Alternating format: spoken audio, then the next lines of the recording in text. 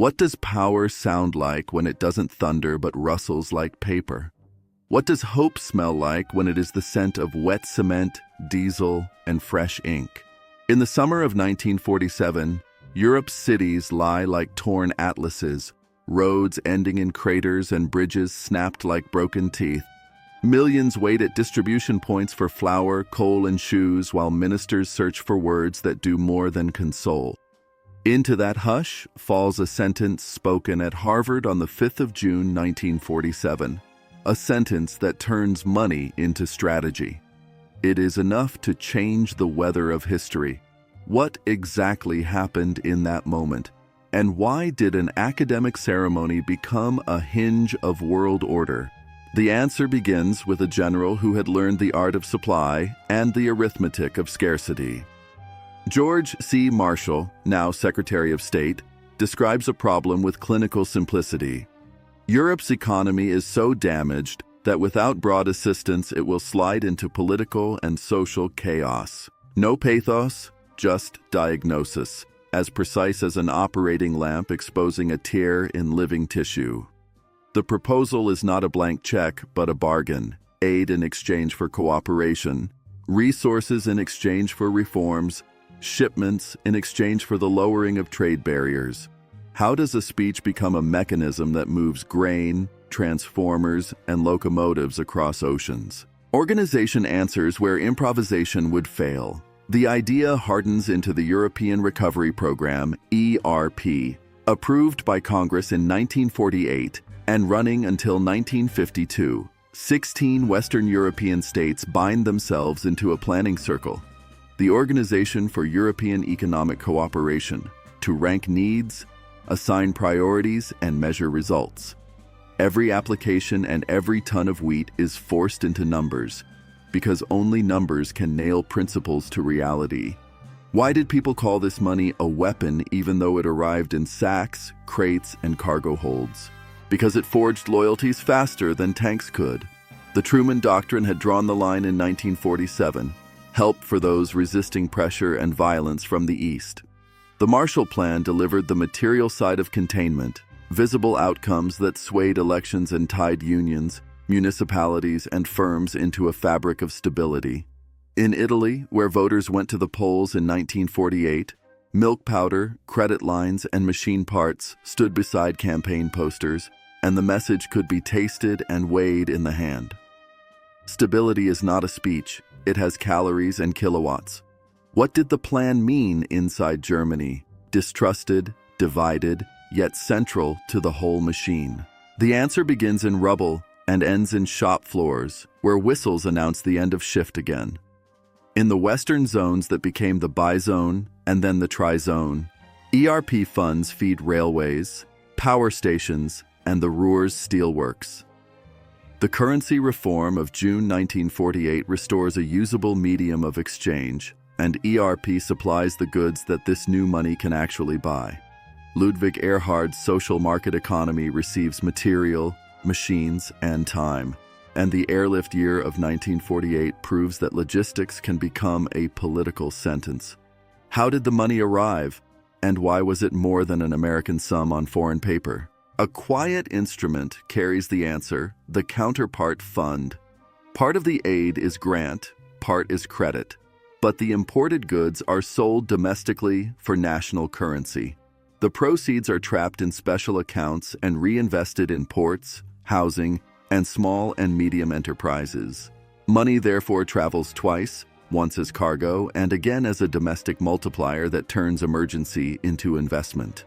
The circuit teaches governments how to track inputs and outputs with a rigor that outlives the program itself. Who received how much? And did those distributions redraw the map of power? Let the figures breathe and they tell the story. The United Kingdom takes the largest share, followed by France, Italy, and the young Federal Republic, whose portion sits in the lower part of the second decile yet ignites the torque of a motor. The Netherlands, Belgium, and Luxembourg modernize ports and steel. Austria stabilizes its currency and supply. Greece and Turkey are stitched into Western infrastructure and safety nets. Across the region, productivity missions fly plant managers to American factories to study line pacing and quality control. and they carry home clipboards full of sketches that reorder the working day. Why did Eastern Europe decline the offer when the need was so plain? Because aid brings trucks and rules threaten control. Moscow reads the cooperative conditions as a risk to influence and designs a counterproposal, the Molotov Plan that hardens into the Council for Mutual Economic Assistance. Prague in 1948 provides a brutal demonstration of political compulsion, and many who would have liked to calculate are forced to obey. The plan draws a line not only on maps, but through customs posts, treaties, and economics textbooks.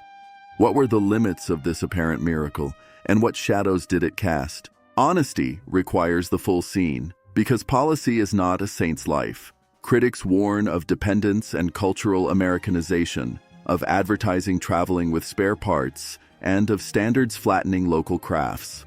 Others argue growth would have come anyway as war mobilization shifted to consumer production and as the Korean War's demand from 1950 fired the furnaces. Even skeptical economists concede that the plan bridged a needle's eye in which savings were thin, currencies staggered, and trust had not yet learned to pay interest. How did short-term aid harden into an architecture that still frames decisions today? Follow the route from benches to treaties. Cooperation inside the OEEC breeds routines of mutual calculation, and in 1950, the Schuman Initiative lays the foundation for a coal and steel community. By 1951, a supranational framework binds competition to rules while the North Atlantic Treaty of 1949 builds a security roof under which investment can plan. The idea that economic interdependence raises the price of political escalation becomes the quiet grammar of the post-war order. It shadows modern debates on supply chains, sanctions, and strategic dependencies. Why does this matter now, rather than as a closed chapter for archivists? Because crises change their masks but pull the same levers. When pandemics snap logistics or wars spike energy prices, the problem returns in familiar clothing: how to turn liquidity into resilience and couple transfers to reform. Contemporary European recovery schemes quote the Marshall Plan on purpose, not as myth but as manual whose pillars are conditionality, transparency, and shared priorities. Beyond Europe, every argument about infrastructure partnerships proves that capital speaks geopolitics the moment it touches ports, grids, and data cables.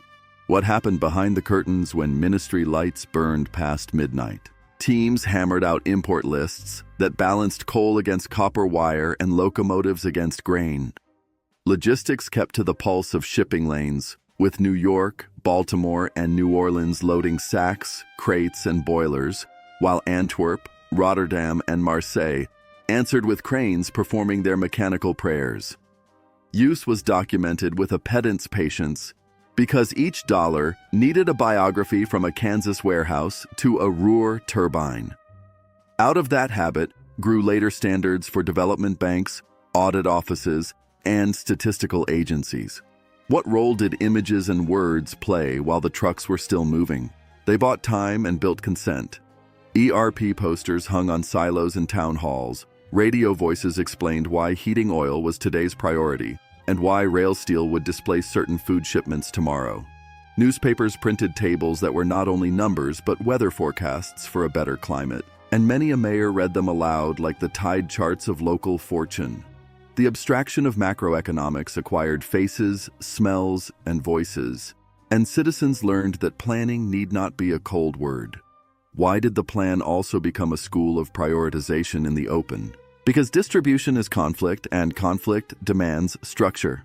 Power for factories or coal for living rooms, fertilizer for fields or cement for roads, repairs for bridges or credit for small firms.